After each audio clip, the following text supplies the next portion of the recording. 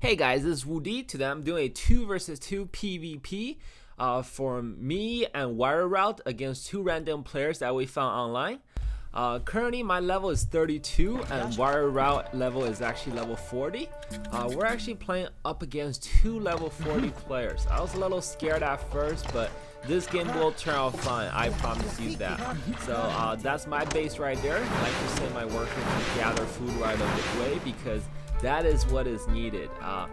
You want to be able to continuously produce villagers until you have so much that you just want to send them to kind of suicide. So I got 4 workers on food. I really want to look at what WiriWout's building, but I really can't due to the fact that I really need to focus on this game because we are up against 2 level 40 players and one of them is a level higher than me. So they do have some pretty sick epic equipment compared to the items that I have.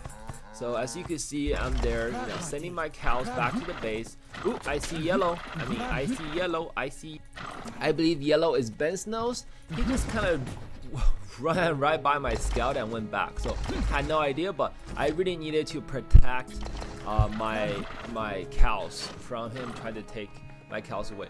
And here comes purple. He's kind of doing the same thing, he's just scouting out. Never played with this map before, so one of the things I tried to do was actually build a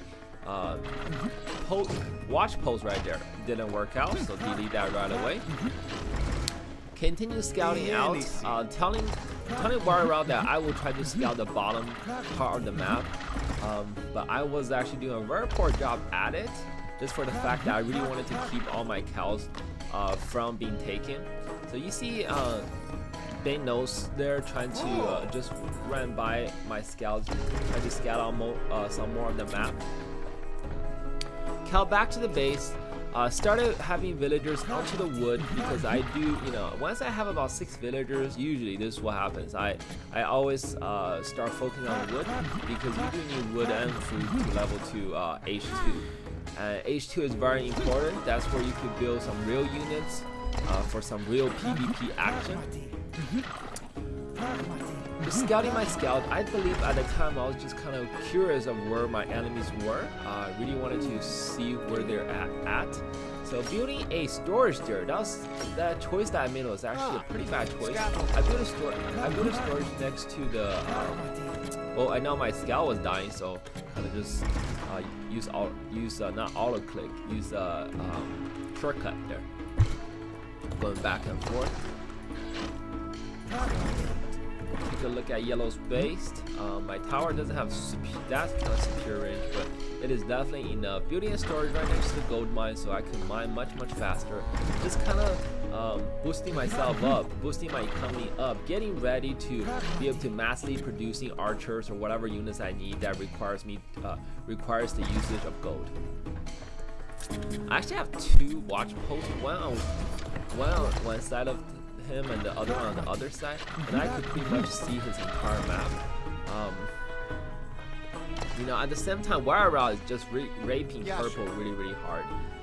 Purple is getting raped by him, getting owned by him.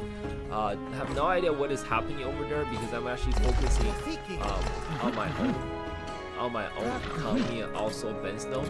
Ben's nose is actually one of the more skilled player here compared to his partner, so he did put up a fight, and as you will see. So 3 villagers on wood, making a huge mistake there by building that storage right next to that little tiny forest over there, which wasn't much. So one of the things that you want to do with villagers is you don't want them to run around and go wild, which I didn't do a very good job with that villager. But build a couple watch posts right there. Continue building watch posts just to see, so that it give us an early warning sign if our enemy is trying to attack us. So far it just seems like WiriWout is on the offensive because let's see. Okay, WiriWout has actually 2 stables, as I briefly peeked over. I tried to use my scout to chase that cow down, but it seems like I was too late. The cow belongs to purple already. Now I'm sending a whole bunch of villagers on wood, and this is very important because I already aged up. Now I actually want to build some sort of range unit. Range units is actually very good in beginning, especially against melee units, because a lot of times melee units will try to chase you and just kind of snipe them down and run away. Sending 2 workers, 3 workers building right now, because I noticed that I'm a little bit behind on population. So 3 villagers, 2 on house, 1 on the archer range. I want to spend, as you can see, my storage right next to that little forest was a huge mistake. I didn't use my scout to scout the back of my map, and that's the consequence I have to deal with. So hold off my villager and tell them to farm the cows, because you know what, you do gain meat much faster through the cows. So having 5 villagers, just kind of building random stuff. I'm just like, okay, I need kind of like a barrack now, because this is what I see. I see that yellow Bensnose is actually building a couple watch posts around my base, and I just want to pretty much destroy those watch posts. See, there's a watch post right there. So I'm actually giving him a false sign of hope. I'm actually using a whole bunch of archers. I did not put any skill point into archer. The reason for that is because archer is just way too common in high level PvP, and for being a low level player at level 32, competing against a level 40 player, he bound to have better equipment than I do. So if I'm going to use archers going directly head to head with him, I shall lose. Building out some pikemen right there just to make sure that he does not go any kind of cavalry units, because I'm actually thinking of building a whole bunch of peltists, the spear throwing guys, just to counter if yellow does build some archers. I believe I was able to scout out yellow's archer range earlier. I'm not sure though, but I know that he's gonna build archers. Yeah, you see, I know he's gonna build archers because he does have a whole bunch of archer range. So I'm just kind of using archers to give him a false sense of hope, to let him know, look, if you're using archers, you're gonna pretty much kick my armies behind, because archers is very strong against pikemen, and his archers are definitely stronger than my archers. So he's gonna go ahead and do that. So I kind of know what he's gonna build. Right now, WiriWout is telling me to attack purple, but I really don't have that kind of army to pick out purple right now. I was just very surprised how fast WiriWout is.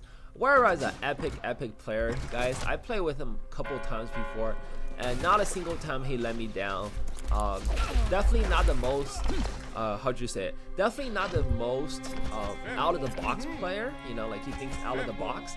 But he is actually a very solid player. And you know what? When you have someone that you want to do PvP with all the time, you want someone that's solid. So you see yellow charging out into the middle of a map just to make sure that I do not go and attack purple. So as you can see, WiriWout actually put his mouse there. He's like, hey, he's right here. Telling me to just basically make sure that the yellow does not rush him. Because if yellow rush him, that might actually stop his rush. So I'm just kind of sending my. So yellow has actually taken out one of my tower posts as we exchange one tower post for another. So right now, as I got to H3, this is where I started building peltists. My peltists have horrible equipment at the moment. At the time this video is recorded. So, but I figured, hey, if I have a huge amount of number, I should be able to beat him. So you have WiriWout charging and fending back off yellow's units. He's just kind of letting purple recover right now, because it's like, you know what? In his mind, he thinks I took out most of purple's units. Purple is pretty much useless right now. We're just gonna focus on yellow. So what yellow trying to do is to push out and guard that choke point, and it seems like WiriWout just refused to let him take it. For the first, I would say, first 10 minutes of the game, might as well saying that WiriWout is doing a 1 versus 2, and he's doing it very well. Very good player. He's definitely one of the top players that I have personally played with so far. Let's see. I'm using my scout doing a tower watch post. As you can see, my Peltas does have a pretty short line of sight. The reason I'm building that watch post is just to see. You see, that watch post could see everything that at the south choke. Could see all the way up to the south choke. So I could actually see what yellow has. What yellow has on the other side. So that's gonna be very important to know how many units he's gathering, and so on. So just sending my armies up to the choke point right now, just in case yellow attacks or tries to go by my units and attack my town center. So yellow have a couple archers, just kind of sending them forward. At this point, I believe yellow cannot see me, but I could actually see him. Once again, guys, yellow is Ben Snows. He's actually the better player of the two level 40 players that we're playing against right now. So building a whole bunch of Peltas, using the strategy that Soul Sky was using against their arenas, building a second base right where, try to build a second archer range base right close to the choke point.